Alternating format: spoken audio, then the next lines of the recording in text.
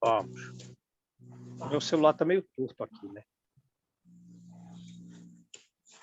Tô meio assim.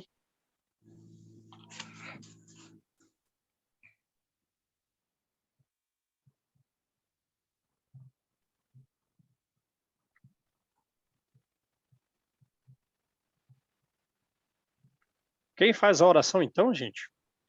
Posso fazer, Ju. Beleza. Vamos serenar nossas mentes, acalmando nossos corações, elevando nosso pensamento até o Cristo, pedindo a Ele que se faça presente entre nós, que nos abençoe, nos ilumine e nos guie no estudo de hoje. Pedindo ao Pai Celestial que nos envolva de amor e fraternidade, em virtude, Senhor, desta pandemia, que tem dizimado famílias e tem deixado outras desabrigados, sem terem, Pai, um lugar para repousar, comida na mesa, agasalho, que Tu possas, Senhor, suprir,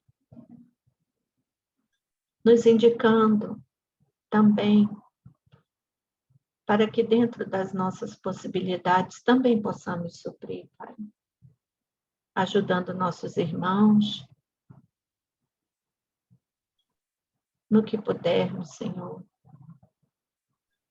Sabemos que muito nós podemos, que não é só a necessidade física, mas a necessidade espiritual também. Uma palavra amiga, um consolo,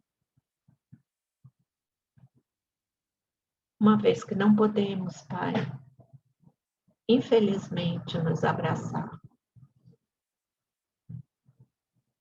Mas te pedimos, Senhor, que proteja todos nós, que esse vírus, Pai, mesmo sabendo da necessidade dele, possa, Senhor,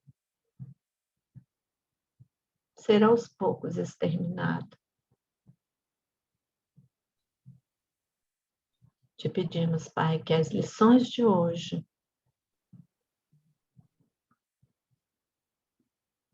nos faça compreender a necessidade de evoluirmos um pouco mais. E assim, ilumina, Pai, o João, o intui, para que ele possa transmitir todos os teus ensinamentos. Obrigado, Pai, por estarmos aqui todos reunidos para realizarmos mais esse estudo. Te pedindo que fique conosco, hoje, amanhã e sempre. Graças a Deus.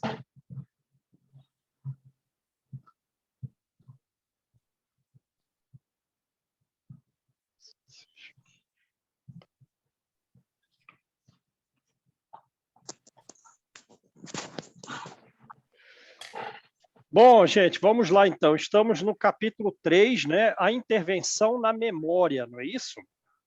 Na minha edição é a página 34. Começa o parágrafo que começa com outros elementos de serviço vinham chegando, certo? Certo. Então tá, beleza, vamos lá. Vamos fazer uma revisão rápida aí do capítulo 3, né? Ele acabou de ter aquele diálogo semanal, 2 vezes por semana, com aquele grupo de pessoas tão deformadas que são irreconhecíveis e estão sonhando com a Terra, né? Estão sonhando, almejando muito estar onde estamos. Aí chegam diversos trabalhadores. O primeiro diz que 3 pessoas na enfermaria, número 5, então tem várias enfermarias lá, estão dando problema, né? Sim. Um problema de angústia, um problema de revolta. E a solução é, então, digamos, retirar os que estão enfermados, mas não estão angustiados e revoltados, e dar um choque geral no ambiente, certo? Isso. Então, Aplicação de vê que eles choque. devem ver que não tem uma solução individual. Então, o problema é tão grave que eles estão, eu não sei, numa crise de pânico lá, quebrando a coisa toda, que o choque vai ser no ambiente, né? Retira os bons, tira de lá os bons, com alguma dificuldade, naturalmente, porque eles devem estar, digamos, quebrando tudo lá, e vamos dar o choque geral no ambiente. Isso vai ser a solução, choque geral. Qual é o problema? O problema é a obsessão, né, que está chegando como à distância, uma telepatia alucinatória que está deixando eles no estado de revolta e no estado de angústia. Portanto, isso é a mesma razão pela qual, às vezes, estamos angustiados e revoltados. É que a gente faz uma sintonia com obsessores que estão lá em regiões infernais, eles não vêm aqui. Mas a gente faz uma sintonia mental com eles e estamos angustiados ou revoltados. Beleza. Sai um instrutor, chega outro, sai um auxiliar, chega outro, e o segundo fala que voltou a tela de informação das expedições que provavelmente são de pesquisa, então elas estão procurando gente, né? Um desfiladeiro das grandes trevas, e a gente achou que esse era o pior lugar. Lembra do capítulo 1? A solução para eles é uma tempestade infinita, porque o íntimo deles é um pandemônio infinito. O íntimo deles não tem nenhuma consciência, nenhuma nobreza, é um estado extremamente animalesco, né? Então, tem lugares piores. O desfiladeiro das grandes trevas. Não, manda um diretor de um instrutor de guerrilha na selva lá, alguém de operação urgente para solucionar o problema. Até aí tudo bem, o Druso está tranquilo.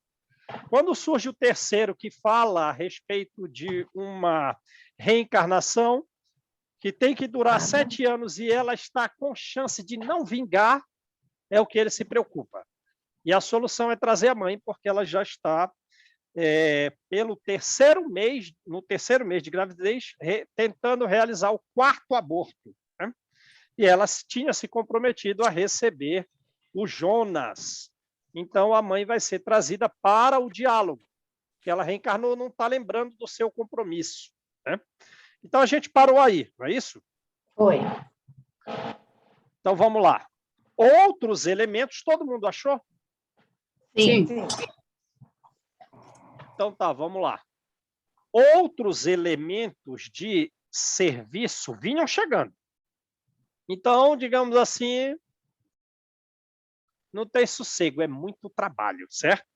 Outros elementos de serviço vinham chegando e, faminto de esclarecimentos, qual me achava, procurei um recanto próximo em companhia do assistente Silas, a quem crivei de indagações em tom discreto, de modo a não perturbar o recinto. Então, André Luiz quer tirar as dúvidas dele ali, botou Silas num canto e vai perguntar quem são aqueles funcionários. Quem são esses funcionários que vêm chegando para dialogar com o Druso?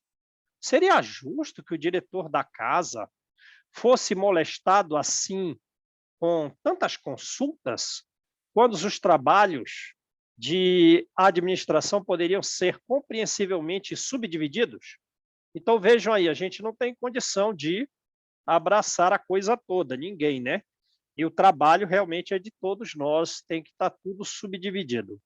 E por que todo esse pessoal vem toda hora chegando com o Druso para ficar fazendo pergunta, para tirar dúvida? Esse pessoal não resolve as coisas sozinhos. É a dúvida de André Luiz, né?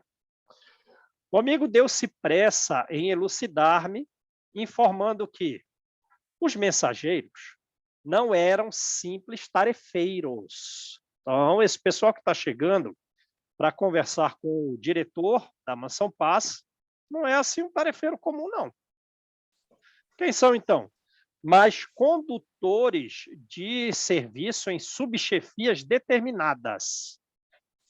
Todos eles assistentes e assessores, todos eles cultos e dignos, com enormes responsabilidades. Então, ao contrário do que André Luiz pensou, né? Não, lá está, o serviço está realmente subdividido. E cada um, conforme a sua cultura, a sua dignidade, a sua capacidade, eles estão nos serviços de subchefias, né? E que somente demandam a presença de Druso depois de movimentarem todas as providências cabíveis no âmbito da autoridade a eles inerente. Ora, então, todos esses problemas que foram trazidos aqui, eles não são problemas tão comuns, mas acontecem, né?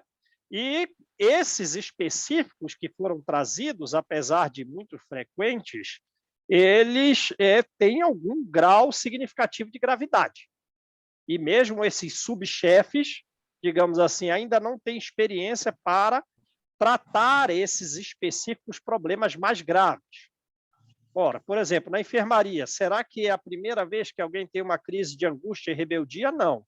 Porém, essa específica deve ter um tal grau de gravidade que ele não sabia que ele deveria tirar os bons de lá e dar um choque geral no ambiente, né?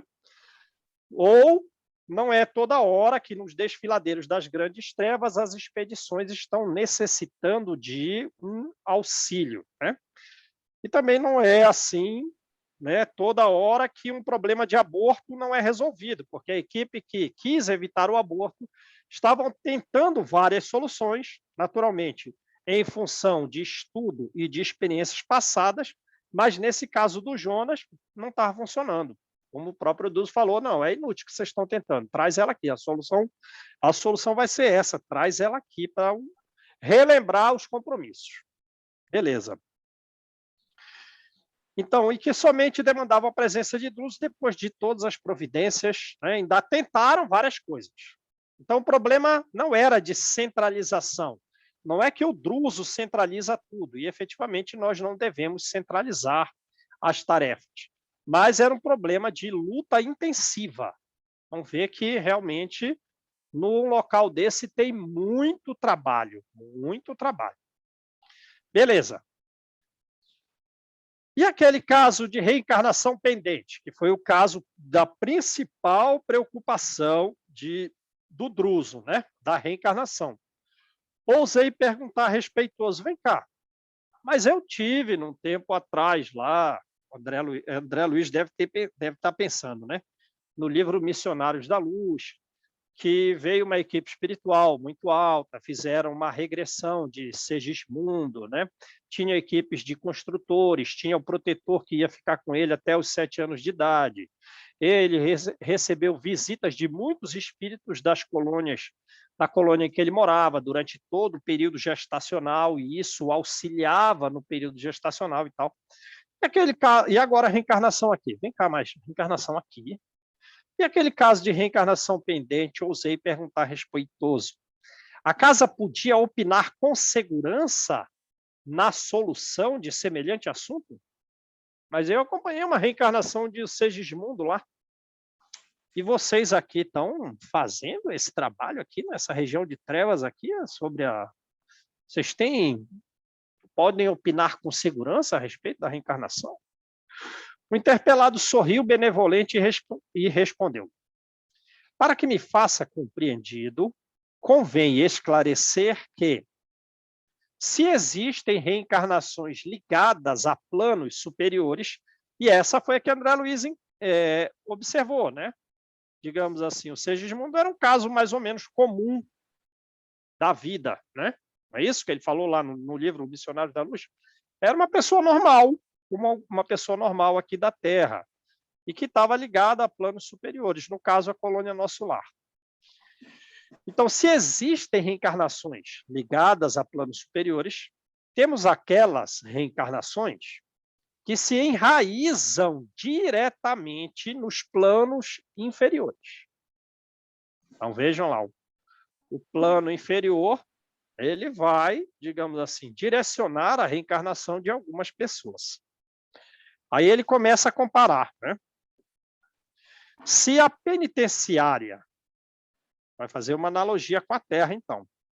Se a penitenciária vigora entre os homens em função da criminalidade correntes no mundo, o inferno existe na espiritualidade em função da culpa nas consciências. Então, a existência do inferno se deriva em função da culpa da consciência, né? Beleza? Assim como a penitenciária existe por causa da criminalidade no mundo. E assim, como já podemos constatar na esfera carnal, com uma justiça sinceramente interessada em auxiliar os delinquentes na recuperação, o que nem sempre foi assim, né? Agora sim, a justiça está interessada na recuperação dos delinquentes. Nem sempre foi assim, né? Nem sempre foi assim. O próprio livro Paulo Estevão mostra, né? Quais foram as torturas que o Saulo afligiu a muita gente? Prendia a mãe, né? E para fazê-las abjurar. Alguns dos sequazes de Silas, de Saulo, aplicava chicote em mulheres até, né?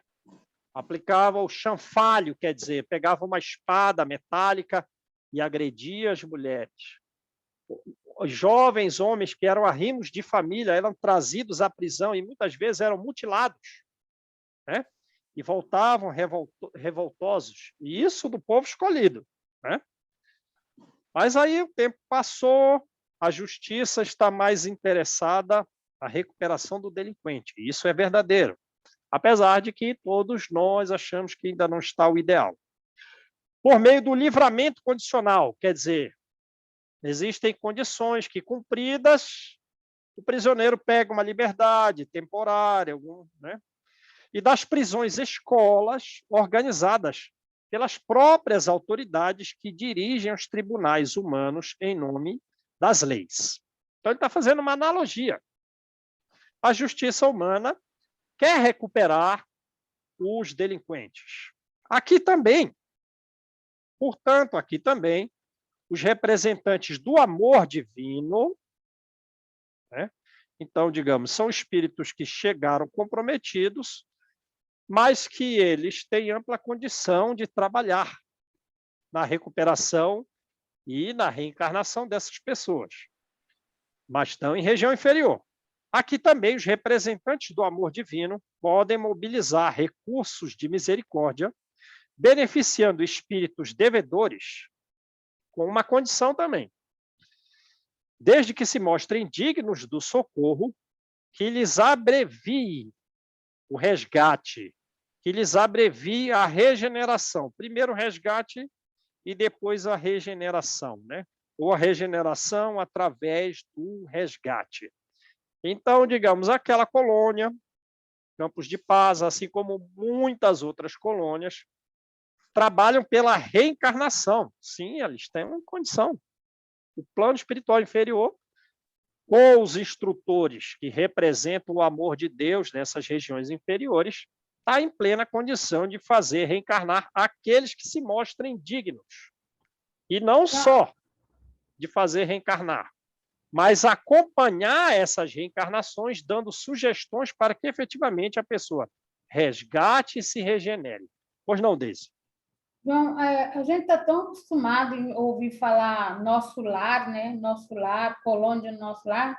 Às vezes parece assim, e a gente sabe que não, como você acabou de colocar aí, parece que é só o nosso lar que tem um Ministério de Planejamento da Reencarnação, né? Porque a gente fica tão assim, ouve tanto nosso lar, de referência ao nosso lar, e fala assim, nossa, em colônia inferior, vamos colocar assim, o nosso lar, vai trabalhar com reencarnação também, né? Parece... E cuidando de espíritos de zonas inferiores, parece assim tão esquisito, às vezes, isso. E, na realidade, é o que você está colocando aí. Todas as colônias têm um planejamento para reencarnação, né? Exato. Mas só que, às vezes, a gente fica tão, assim, bitolado no nosso lar, que parece que a única colônia que funciona é nosso lar. Não dá, né? Né? Verdade, verdade mesmo. Então, vamos lá. Ó.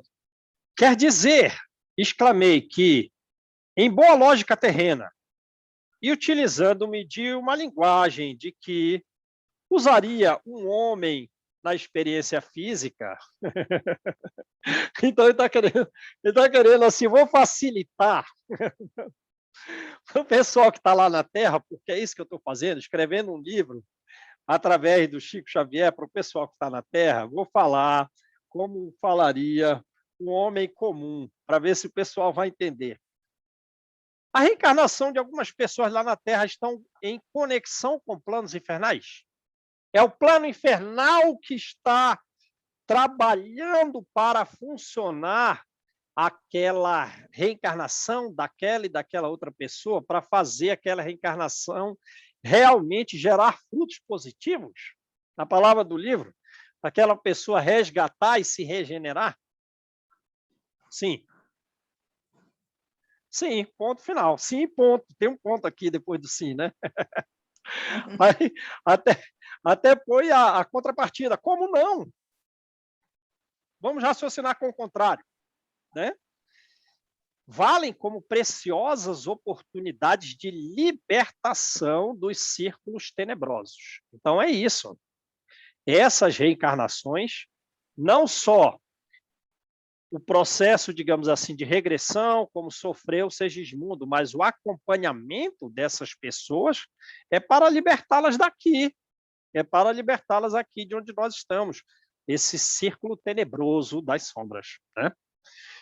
E com tais renascimentos na carne, não possuem senão característicos de trabalho expiatório, né? Então, vê aí uma coisa, né? Esse pessoal aqui não é o pessoal que vai realizar missões, não é o pessoal que vai realizar tarefas, e que naturalmente estarão pelo mundo de provas e expiações em vias de regeneração, sofrerão algumas provas. Não, esse aqui é para o pessoal que precisa expiar, certo? É para o pessoal que vai estar vinculado à expiação. Beleza, lembrando que no Evangelho segundo o Espiritismo, quem é o que está espiando na Terra? Capítulo 3 do Evangelho segundo o Espiritismo. Quem está espiando na Terra?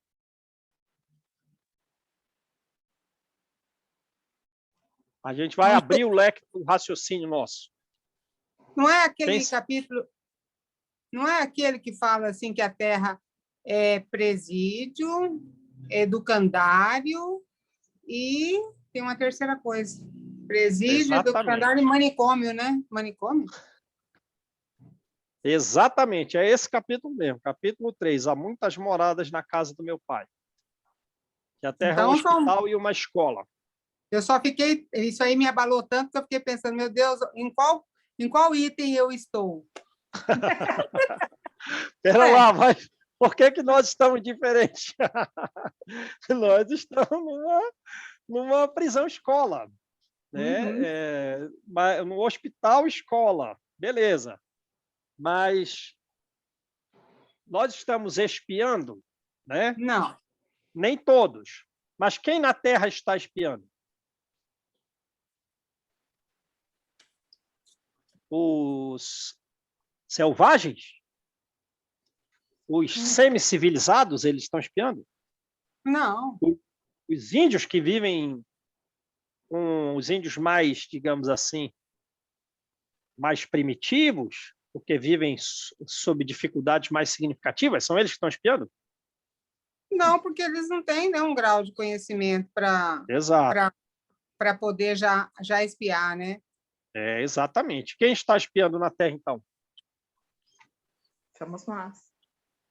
Hã? Não, nós...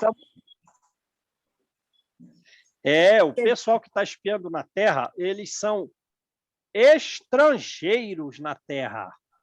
O pessoal que está espiando na Terra, eles não são terráqueos. Eles vêm de fora, a mensagem de Santo Agostinho, né? Então, para eles, a Terra tem essa finalidade. Qual? Servir de prisão. Eles foram banidos de mundos superiores. E como eles têm inteligência, eles vêm auxiliar o desenvolvimento nosso aqui, do planeta em que nós estamos, do mundo de provas e expiações para a regeneração. Portanto, quem está espiando, ele está dentro das classes mais intelectualizadas.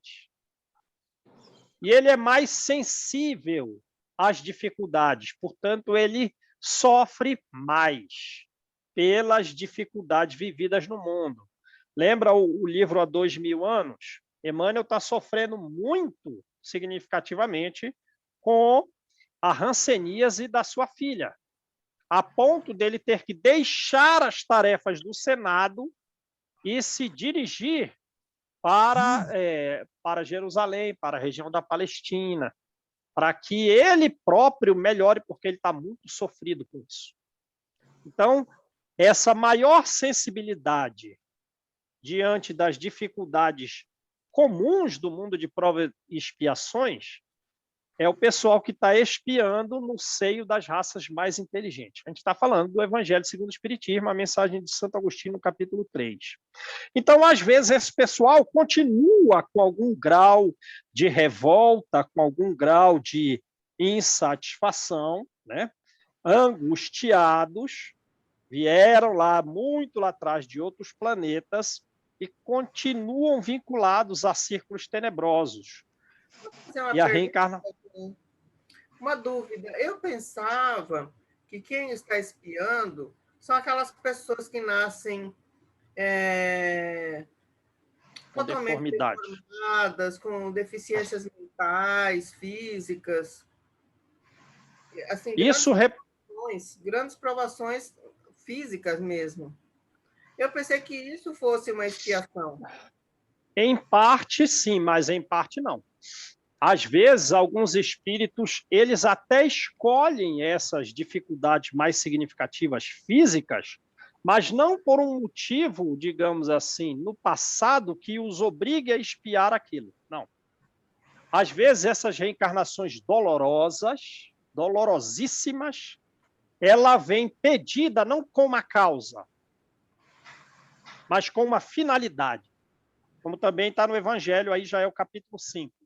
Visando dar, vou botar na minha linguagem, visando acelerar o progresso, visando dar saltos de progresso. Quais exemplos você tem disso, João? Aquele cego de nascença que Jesus curou. Ele nasceu cego. Quantos anos ficou cego, levando uma vida de mendigo, realizando pedidos, sem que fosse uma causa expiatória? Ele não era obrigado a vir cego. Veja a dificuldade que é ser cego numa época lá do século I, né? Sofrendo e esmolando. Mas, digamos, a cegueira dele tinha um fim. Que Jesus o curasse e assim, digamos, chamasse a atenção de todos para o ensino de Jesus. Outro exemplo, no livro, vamos ver se eu lembro bem, no livro Missionários da Luz. Tem o caso da Anacleta e de um jovem lá, que eu nunca lembro o nome dele. Ele não era obrigado, mas ele aceitou. Foi sugestão do plano superior, mas ele não era obrigado, não era algum caráter expiatório que ele viesse com um determinado defeito na perna. Mas seria bom para o futuro dele que ele aceitasse uma reencarnação com uma perna defeituosa, porque isso ia auxiliá-lo a vencer muito o orgulho dele. Ele tinha um bom nível evolutivo, tinha conhecimento, era uma pessoa legal, mas ele carregava muito orgulho. Então, o plano espiritual sugeriu que ele tivesse um defeito na perna. Ou ainda, no mesmo livro, Missionários da Luz, a Anacleta. A Anacleta foi uma mãe que passou a mão na cabeça dos 4 filhos quando o pai queria impor algum, digamos assim, algum processo educativo moral, né? Então, vê que a mesma razão pela qual esta mulher aqui atrás está nessa região aqui inferior, por ela ter passado a mão na cabeça do filho, ela era rica e levou ele, digamos, a se achar um reizinho. No livro fala até reizete, né? Se achar um reizete revoltado e tirano, é a mesma razão pela qual Anacleta, no livro Missionários da Luz, ela vai reencarnar tendo que recuperar esses 4 filhos que estão em região umbralina há mais de 40 anos. E ela vai ser solteira e vai ter que dar conta de todos eles. Alguns vão ter deformidades físicas significativas por expiação, mas ela própria vai ter uma dificuldade grave, além desse contexto de vida muito difícil. Qual é? Ela vai ter um problema na tireoide, mas esse problema distinto do rapaz anterior, que foi sugerido pelo plano espiritual e ele aceitou, foi sugerido amorosamente, podia, não quero não. Ela pediu para vir com um problema na tireoide. Por quê? Porque ela não quer ter um corpo bonito para, com o corpo belo, chamar a atenção dos homens e, portanto, ser também atraída para eles, a ponto de descumprir a tarefa de recuperar esses filhos que vão vir com dificuldades psicológicas, dificuldades mentais e físicas. Alguns vão ter tudo isso e outros alguma coisa ou outra coisa. Então, ela pediu digamos assim, um problema na tireoide. E a gente sabe que o problema na tireoide não significa só que o corpo fica engordado, né? Tem outras razões, digamos, mais profundas ligadas ao problema na tireoide. E ela pediu para vir com isso. E como tem no Evangelho, né? Às vezes, as provações, as expiações, às vezes escolhidas, elas fazem a pessoa dar saltos evolutivos. Digamos assim, que mais uma coisa que eu tinha que lembrar sobre isso. E como que a gente identifica isso? É a pessoa que está passando pelas maiores dificuldades, mas ela está resignada. Ela tem um grau de resignação significativo. Beleza? Então, a gente olha alguém com uma debilidade física significativa. Nossa, mas essa pessoa está espiando. Ideia falsa. Ideia não completa para muitos casos. Às vezes, é alguém que está na nossa frente, ou se está atrás, por essa dificuldade escolhida ou aceita, vai dar saltos evolutivos. Então, a gente não pode analisar assim, de olhar alguém com alguma dificuldade muito grave e dizer, nossa, essa pessoa, o que ela fez no passado? Não, porque pode não ser uma causa no passado. Pode ser uma finalidade no futuro. Beleza? E como a gente identifica, às vezes, como diz Kardec, como identificar essa pessoa que escolheu uma provação tão difícil? Vê pela resignação do espírito. Às vezes a pessoa está passando por uma dificuldade imensa, mas ela passa com muita serenidade. Isso é um indicativo que aquilo foi escolhido. Beleza? Beleza. Então vamos lá. Onde que a gente está aqui, gente? A gente está aí no... Então, deixa eu te fazer uma pergunta antes. Você já imaginou, se existem várias colônias que fazem a reencarnação, quando nós agruparmos aqui na Terra, imagina o trabalho grandioso que é isso aí, né? Porque aqui tem espíritos tanto das colônias inferiores quanto das superiores. Sim. E aí tem que conviver aqui, cada qual com as suas finalidades, seus objetivos. Então, e os bons sofrendo também. A grandiosidade desse trabalho, né, para ter ser tudo sincronizado ali, cada um dentro dos seus... E por isso que é importante a gente falar assim, ó, a gente tem que resolver enquanto estamos a caminho, porque sabe lá quando nós vamos ter outra oportunidade de se juntar novamente, né? Mediante o que a gente lê, essas dificuldades. Vamos fazer uma pesquisa aí no Google. Quantas pessoas nascem por dia na Terra? Quantas pessoas nascem por ano? Multiplica aí por vou chutar um número, não tem como eu saber isso. Multiplica por 20 é o pessoal do trabalho espiritual reencarnatório de todo mundo aí, né? Pessoal que está trabalhando por essas reencarnações. É muito trabalho. Só na reencarnação. Vamos lá. Onde que a gente parou aqui, gente? Que eu me perdi. É nesses casos? Ou a gente já passou? Vocês também não sabem, né? Você respondeu sim, não. Não, então, nesses casos. E nesses casos, Aduzzi, o instrutor Druso dispõe da necessária delegação de competência para resolver os problemas dessa espécie. Então, Druso resolve tudo dessas reencarnações, desses planejamentos reencarnatórios. Ora, a gente sabe que o plano espiritual superior, o inferior e a Terra, eles estão todos de mãos dadas. Não é isso? Céu e inferno, a gente acabou de estudar lá o capítulo 2, o capítulo 3, que fala do céu. O plano espiritual e o plano físico estão numa completa união de fraternidade. Não é isso? Nosso dirigente falou, o amigo Prestimoso, como é razoável, nosso dirigente não goza de faculdades ilimitadas, mas ele é muito evoluído. Mas é um diretor de uma região dessa, né? de uma colônia dessa. Ele não tem faculdades ilimitadas, e esta instituição é suficientemente ampla para absorver-lhe os maiores cuidados. Quer dizer, ele é alguém evoluído, ele é muito cuidadoso, e a própria instituição, os trabalhadores conseguem entender e executar as sugestões que ele traz, né?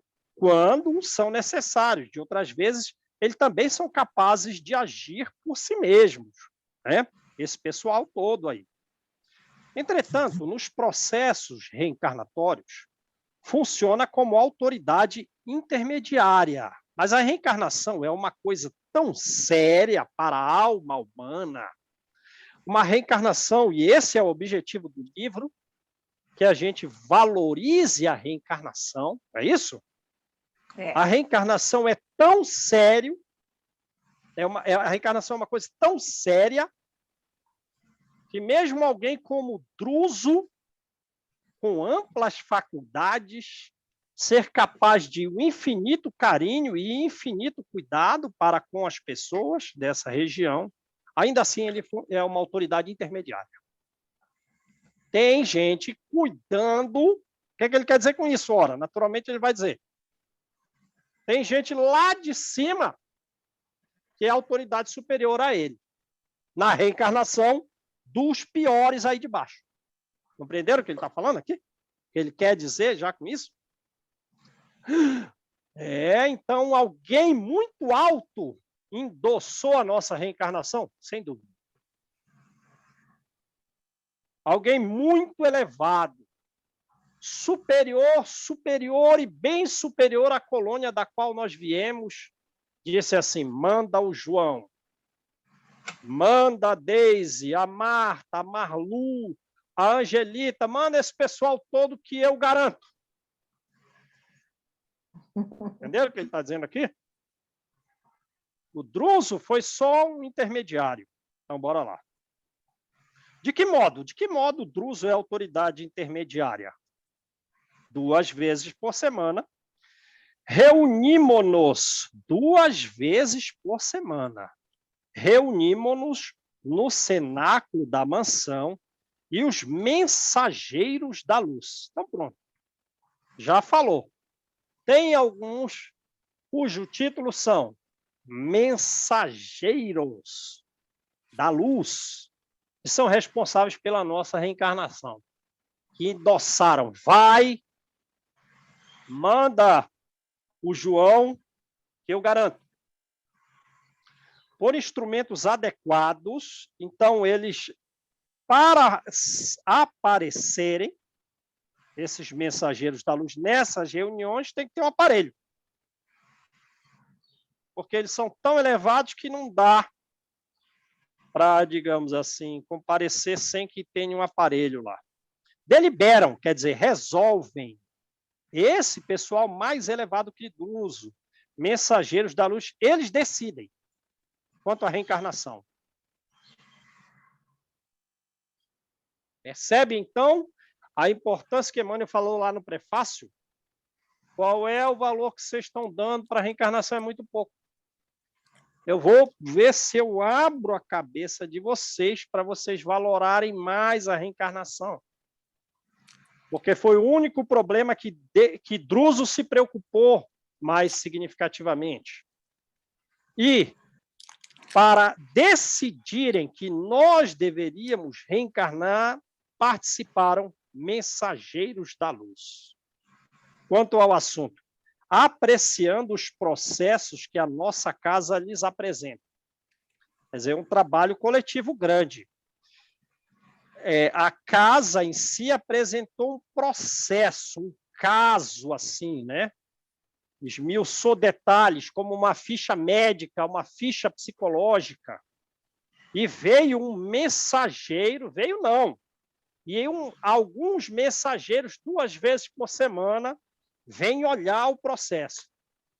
E eles vão decidir. Reencarna. Põe o João, esse perna de pau aí, para reencarnar. Garanto que vai funcionar. Vou cuidar. Aí André Luiz já quer o adjetivo, né? O que significa esse adjetivo? Para que ele quer elucidar. Foi ótima essa pergunta dele, né? Mensageiros da luz? Como assim? Me diz mais a respeito. Qual é o nível evolutivo dessas almas que tu está chamando de mensageiros da luz? É a pergunta. Sim, são prepostos das inteligências angélicas. Olha só o nível. Olha o nível, quer dizer, são administradores, são dirigentes que estão vinculados a inteligências angelicais.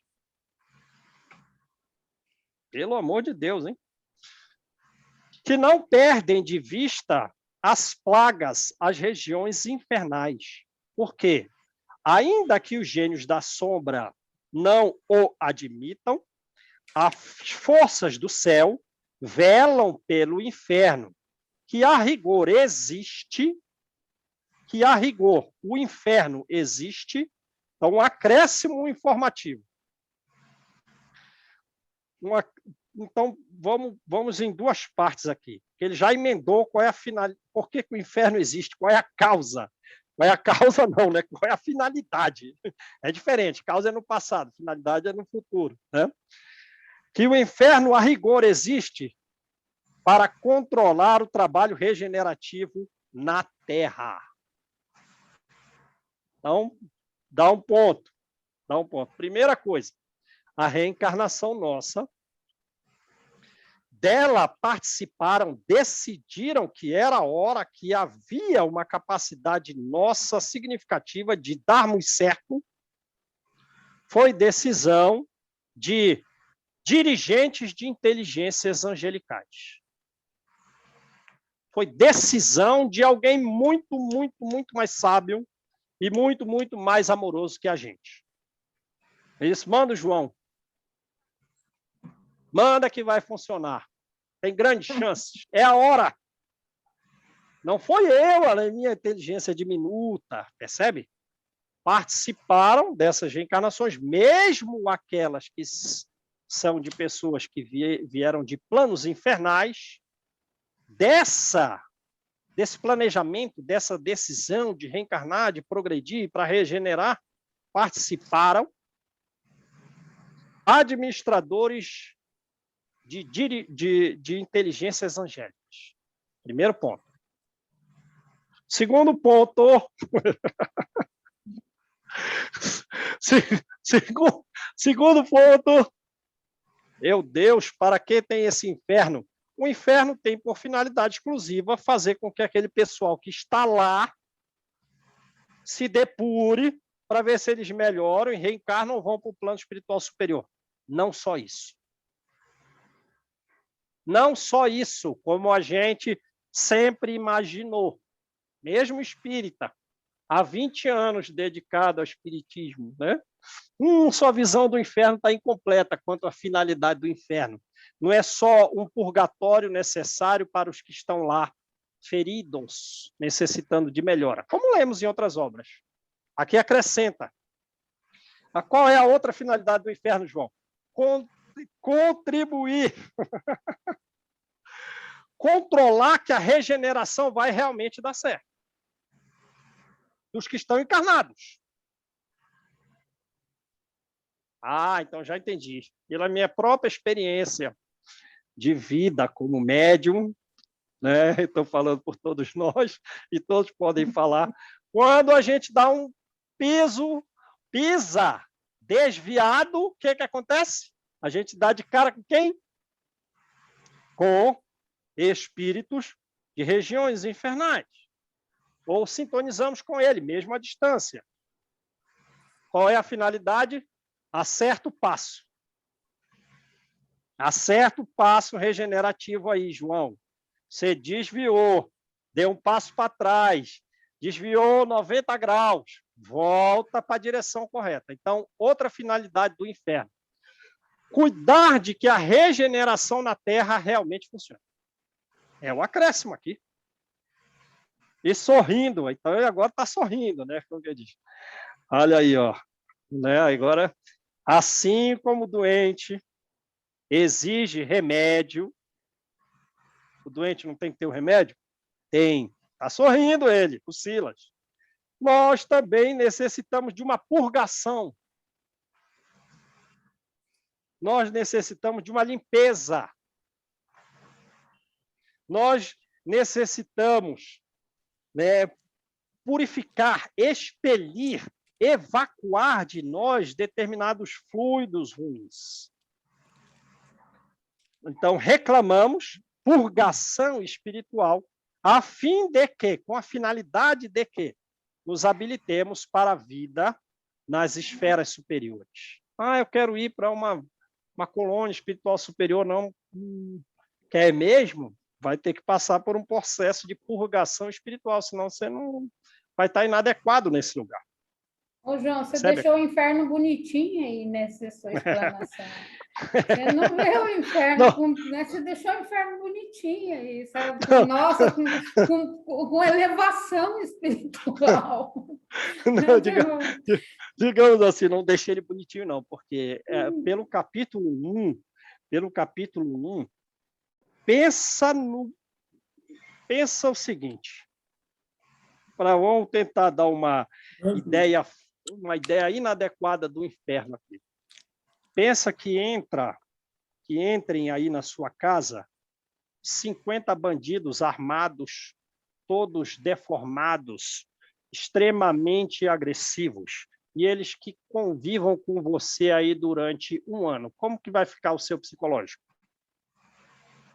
Alguns com formas animalescas, alguns loucos, desesperados, alguns tão debilitados psicologicamente que uma síndrome do pânico é pouca coisa,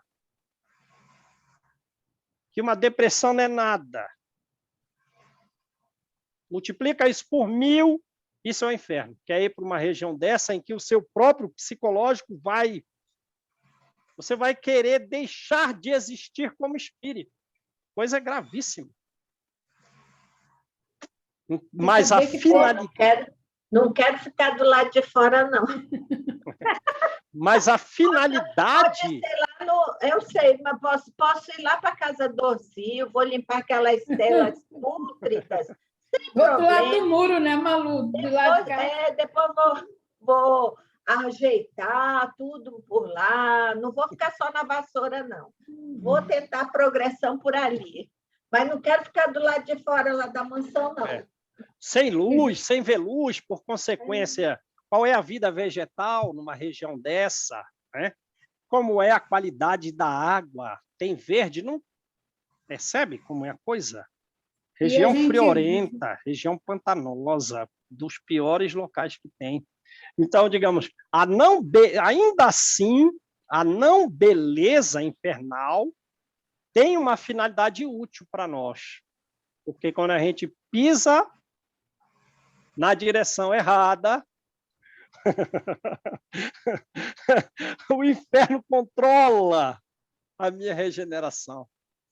E você vê, assim, gente vindo, às vezes a gente vê irmãos na mesa mediúnica e fala assim, esse Deus não existe, né? Esse Deus que vocês falam, e ele está lá, né? Nesse inferno aí, cuidando e velando por eles, e eles não estão nem aí, né? Achando que estão fazendo aquilo que eles acham que é melhor para eles, dentro de uma vivência que jamais ninguém olhou por eles, né? Mas exato. Ele está lá dentro também desse inferno. Tá lá dentro. Por isso que eu falei que você deixou ele bonitinho. João?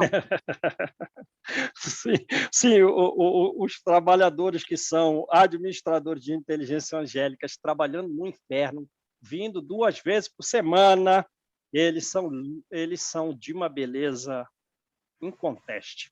Pode João, falar, Deise. Sim. Eu estou aqui pensando que nós, seria certo, eu penso que é assim, que nós já passamos, sim, por essas etapas aí passadas, tendo em vista que as coisas que nós já fizemos, nós já passamos, sim. Já passamos por essa etapa aí dessa tenebrosa aí fora. Sim. Né? E aí é como você falou, o resquício da lembrança fica na hora em que você pisa errado, você faz alguma coisa errada, aí a sua consciência cai lá no pé, você começa a se sentir o último das pessoas, vem remorso, vem medo, vem tudo. Aí eu acho que aquilo fica gravado ainda, a gente traz essa lembrança. E daí isso aí faz com que a gente apresse o passo. Aí a gente quer sair da situação, né? Sim, porque basicamente 100% dos pensamentos humanos formam vínculos associativos na mediunidade. Então, a gente estando nesse estado que você narrou, a gente vai fazer sintonia com o pessoal que está do outro lado.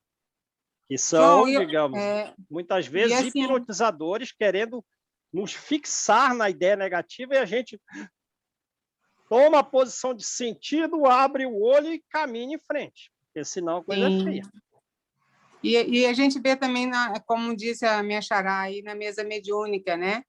É bom que a gente não fique assim, pensando naquilo depois, porque são situações, não sei se em todos, mas aqui no nosso lar, né? Que a gente faz o trabalho mediúnico lá, a gente vê, sente, né? Toda aquela situação daquele espírito. E aí a gente parece que na verdade é para a gente, porque a gente é despertado para aquela realidade e a gente leva um choque e fica pensando, meu Deus do céu, tem que andar com o passo certo, porque senão... serve de educação para todo mundo, sem dúvida. Verdade. Sem dúvida. Então, vamos lá. O inferno, então, olha lá, ele vai repetir. O inferno para a alma que o erigiu em si mesma é aquilo que a bigorna constitui para o ferro bruto. O inferno é a bigorna, né? Então, o que acontece? Você põe o ferro bruto em cima da bigorna e bate com o martelo. Então, o inferno é a bigorna e nós somos o ferro bruto. E o inferno vai nos moldar para a gente ficar bem bonitinho, bem humilde, bem elevado, desvinculado dos vícios e unidos às virtudes, como? Também com o auxílio do inferno, porque o inferno vai ser a bigorna e o martelo em cima da gente. Purifica e modela. Modelo psicológico. Modela as qualidades que nós buscamos. Quem? Em nós, o inferno. Purifica e modela, mas fica bonitinho. Porque é convenientemente. Purifica e modela convenientemente, então a gente vai ficar bem bonitinho na mão da bigorna e do martelo. Uma beleza! Então vamos lá. O companheiro ia continuar, mas estranho ruído nos tomou a atenção. Ao mesmo tempo que um emissário varou uma das portas situada rente a nós, então tem várias portas lá no local que eles estão, alguém veio, um emissário veio por uma delas, e abeirando-se de Druso anunciou. Então nem cumprimentou. O serviço não permite isso, né?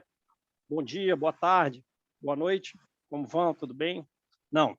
Instrutor, depois de amainada a tormenta, voltou o assalto dos raios desintegrantes. Então, ó, aquela tormenta acabou. Nem chegou a acabar. A tormenta nem chegou a acabar, só amainou e já voltou o assalto, né? O ataque. O assalto, o ataque dos raios desintegrantes.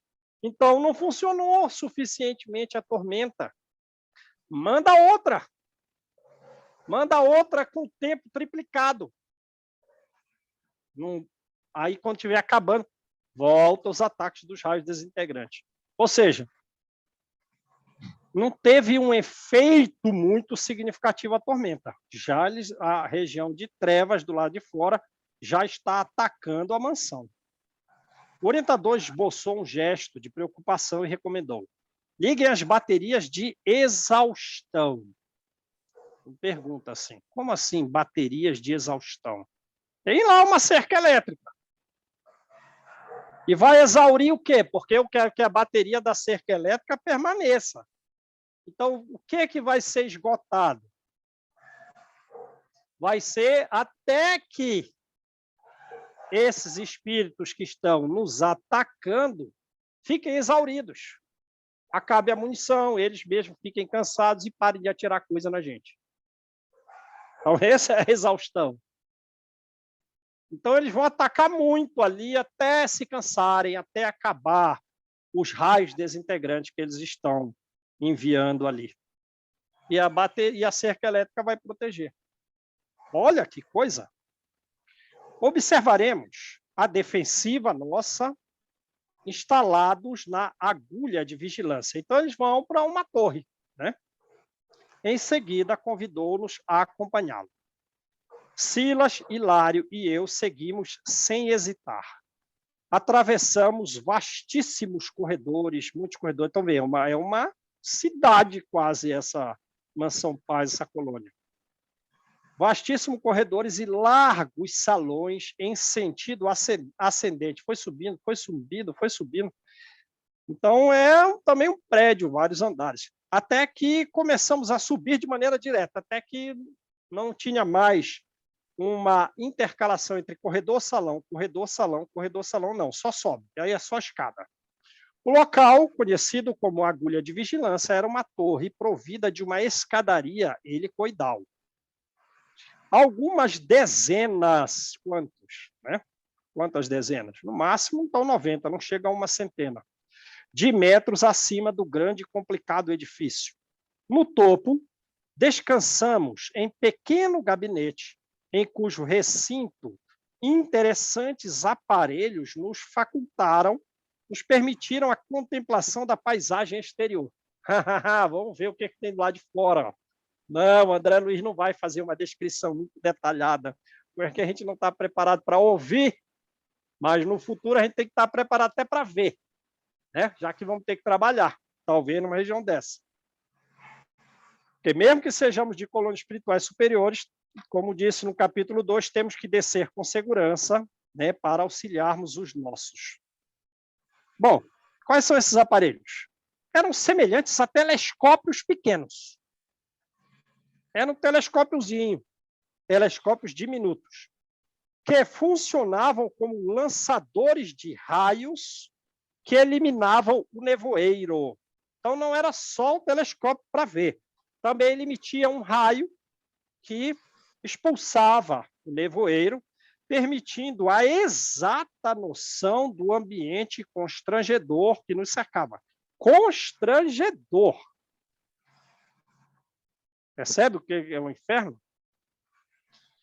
Povoado de criaturas agressivas, criaturas, vamos a exóticas agora. Pensa no leque grande de deformidades que ele ocultou na palavra exótica. Gente com aspecto de lobo, gente com aspecto de dragão, de serpente, enfim. Criaturas, né? Criaturas agressivas, criaturas exóticas, que fugiam espavoridas. E outras. Essas criaturas exóticas, essas criaturas agressivas, que a gente ia ter terror delas, eles estão fugindo. Quem botou elas para fugir? Essa é a pergunta, certo? Quem botou elas para fugir é muito pior. É o pessoal pior. Ante o vasto,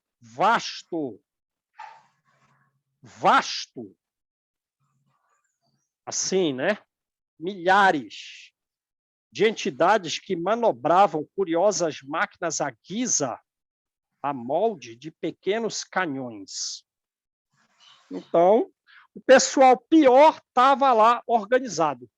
E a eles ainda tinham algumas máquinas de guerra. Os piores estavam organizados, de forma que os agressivos e os exóticos fugiram. E esses piores eram milhares. E ainda tinha uma organização. Estamos assediados, cercados. Nós estamos sitiados por um exército atacante? Perguntei intrigado. Isso mesmo. É isso aí.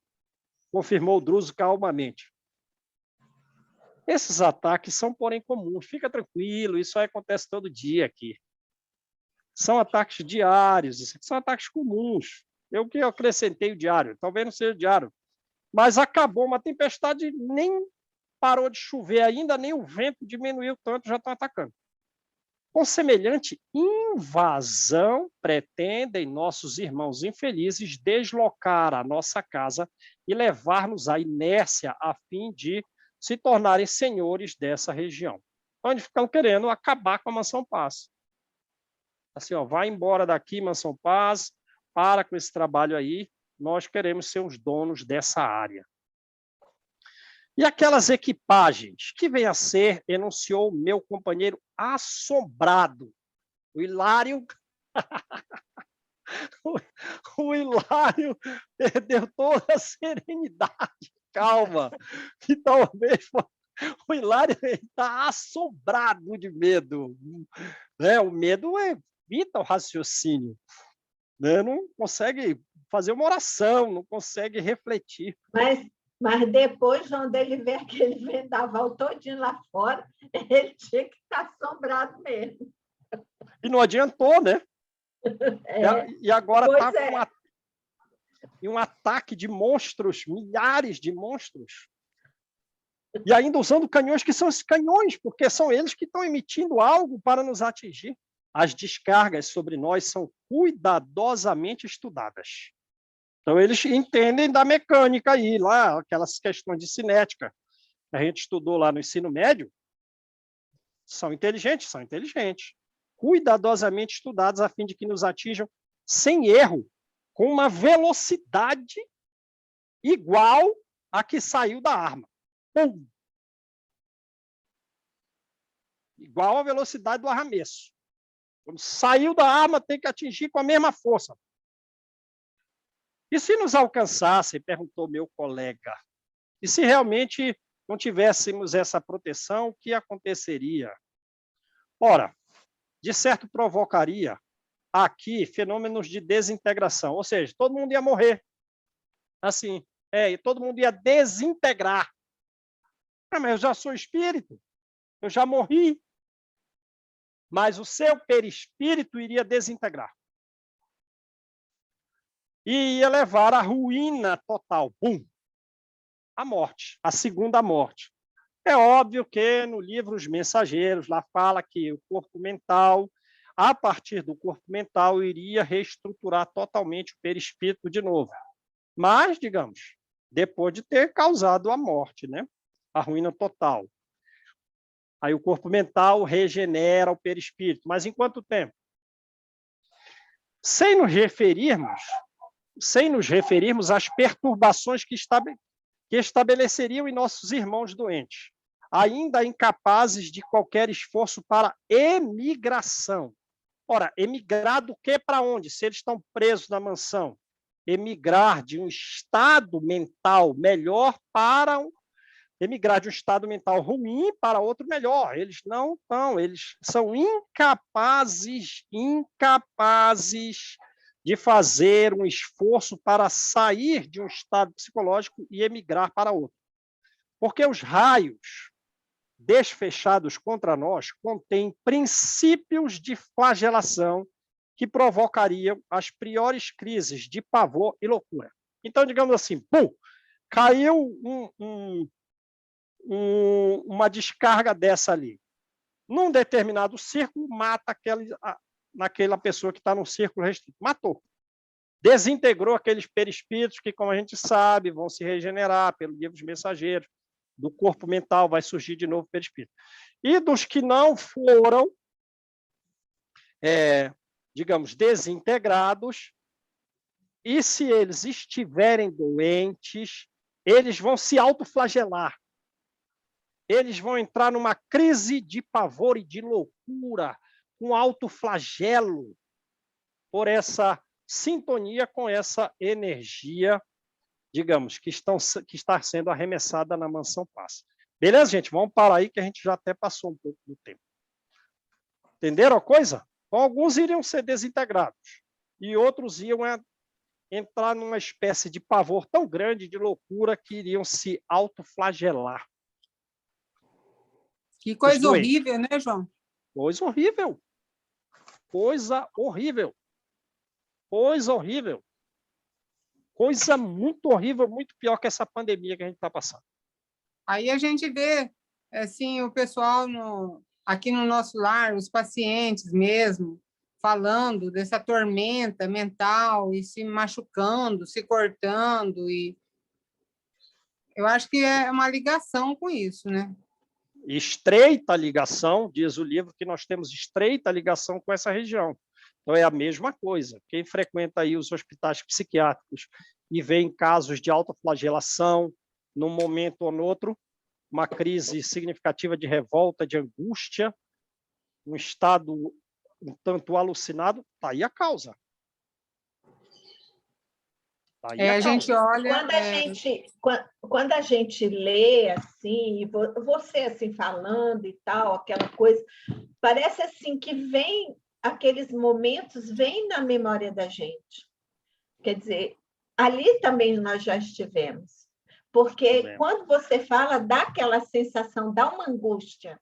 Né? No que a gente vai ouvindo, assim, aí você percebe, assim, que eu não quero passar por isso. Por quê? Porque eu já passei. Exatamente. Exato. Dá aquela sensação. Muito pior que a pandemia, muito, muito pior. Nem se compara. Gravíssimo estado, digamos assim. Não vou falar eterno, porque a gente sabe de Kardec que não é eterno, mas muito duradouro. Um estado psicológico de um selvagem sofrimento. Coisa gravíssima. Perde consciência, né? Perde a consciência de si, né? Fica só no sofrimento, na alucinação, né?